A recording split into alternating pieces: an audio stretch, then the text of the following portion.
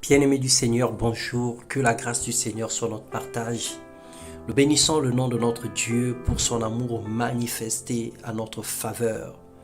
Gloire à Dieu, gloire à tous les saints, puissance et honneur au Saint-Esprit pour la visitation divine et la transformation spirituelle de nos vies. Que le nom de Jésus-Christ soit glorifié au siècle des siècles. Amen. Bien-aimés dans le Seigneur, ce matin, nous allons partager la parole de Dieu sous le thème « Les états d'âme » qui sont des sources de plusieurs conflits autour de nous, dans nos vies, dans nos maisons, dans nos églises. Bienvenue dans notre partage quotidien une fois de plus encore. Je voulais rappeler que nous partageons la parole de Dieu, nous partageons la pensée de Jésus-Christ, nous partageons la pensée de la Bible. Il ne s'agit pas d'une église, il ne s'agit pas d'une religion, il ne s'agit pas d'une confession religieuse, il ne s'agit pas de quoi que ce soit que de la parole de Dieu. Alors que le Seigneur touche ton cœur, qu'il t'inspire jour après jour au travers des partages que nous faisons régulièrement. Nous allons lire la parole de Dieu dans Matthieu 10, le verset 28. Il est écrit « Ne craignez pas ceux qui tuent le corps et qui peuvent tuer l'âme. Craignez plutôt celui qui peut faire périr l'âme, le corps dans la géhenne. » Bien-aimé, un état d'âme est une humeur ou une disposition des sentiments. C'est aussi une préparation morale parfois excessive, stérile ou scrupule. Lorsque nous avons des états d'âme, nous sommes confrontés à plusieurs situations. Nous avons les susceptibilités, nous avons des imaginations, nous prenons tout sur notre compte et nous regardons de travers ce qui se passe autour de nous. Un petit regard d'un voisin, on le transforme comme une accusation, comme une provocation. Un petit mot d'un collègue, on le prend au premier degré et on le considère comme une insulte alors que quelquefois c'était une simple blague, un simple moment de rire, mais tellement que nous avons des états d'âme, des susceptibilités, nous prenons les choses comme si c'était la situation la plus dramatique, la plus difficile à supporter. Et bien aimé, lorsque nous faisons le constat, les états d'âme viennent souvent de notre enfance, de la façon dont nous avons grandi, de la façon dont nous avons vécu, des personnes qui nous ont élevés, des expériences que nous avons connues dans le passé. Et nous faisons subir nos conjoints, nos conjointes, nous faisons subir nos collègues, nous faisons subir les personnes autour de nous parce que nous exigeons tellement d'eux l'amour, nous exigeons d'eux des sentiments qu'ils ne peuvent combler. Nous demandons plus que ce que les autres peuvent nous apporter. Cette disposition suit même notre marche chrétienne. Elle influence notre destinée et nous crée des problèmes et des difficultés d'ordre moral et spirituel. Lorsque le Saint-Esprit vient dans la vie d'un enfant de Dieu, ou lorsque nous donnons notre vie au Seigneur Jésus-Christ, le premier travail qu'il fait, c'est la transformation de notre esprit pour nous amener à être un avec Jésus-Christ. Selon Romains 12, le verset 2.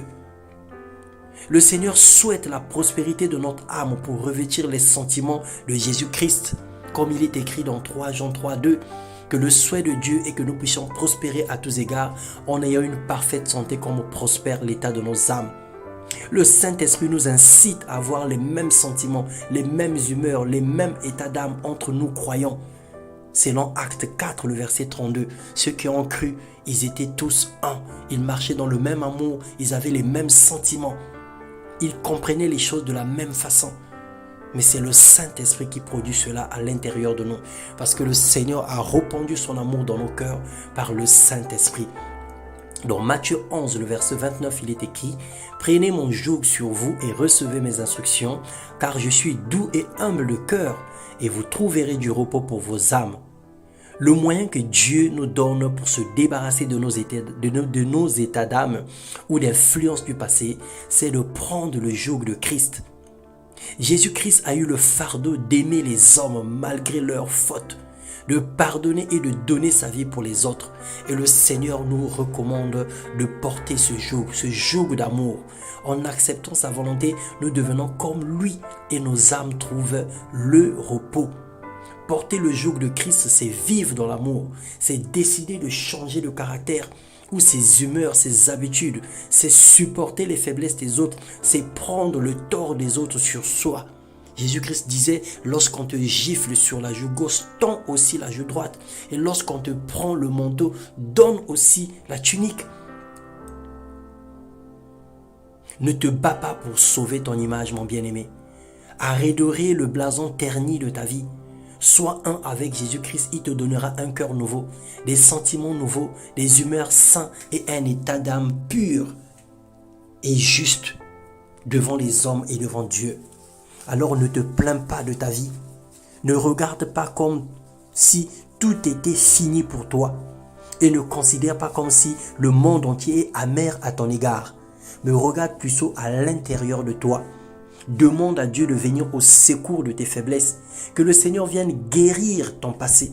Que le Seigneur vienne guérir ton cœur de toute forme de blessure, du rejet, du ressentiment.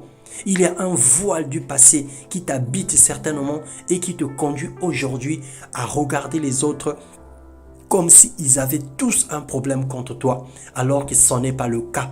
Et même si c'était le cas, chaque personne avec Dieu forme la majorité parce que le Seigneur est plus fort que tous les hommes. Et lorsque le Seigneur est en toi, tous les deux vous formez la plus grande force. Alors tu peux même t'en passer de l'amour des hommes, tu peux même t'en passer des regards ou des constats humains. Fixe tes regards vers le Seigneur et demande la guérison de ton âme. Demande à être un avec le Saint-Esprit. Demande à marcher dans les mêmes sentiments que le Seigneur Jésus-Christ. Seigneur, je te prie pour mon frère, je te prie pour ma sœur. Je te prie pour ma propre vie. Je déclare dans le nom de Jésus que tout rejet, que tout manque d'amour, toute blessure du passé liée au viol, liée, Seigneur, au Dieu de gloire, Papa, à la maltraitance, liée, Éternel des armées, au rejet, au ressentiment, liée, Éternel des armées, à toute forme de torture, de méchanceté que nous avons connue, que nous avons subie dans notre enfance. Seigneur, que tu détruis ces choses dans le nom de Jésus. Que tu apportes la paix, que tu guérisses nos cœurs malades, que tu penses les blessures de nos cœurs dans le nom de Jésus. Couvre-nous par ton sang et que le Saint-Esprit, à partir de ce matin, fasse un travail exceptionnel à l'intérieur de nous dans le nom de Jésus. Manifeste ta gloire et ta puissance dans la vie de mon frère, dans la vie de ma sœur, dans ma vie, au nom de Jésus. Que ton règne vienne au milieu de nous et que ta puissance nous saisisse et nous guérisse au nom de Jésus. Recevez de Christ la paix, recevez de Christ la grâce, recevez de Christ l'élévation, l'expansion et la guérison de toutes vos blessures intérieures dans le nom puissant de Jésus. Amen.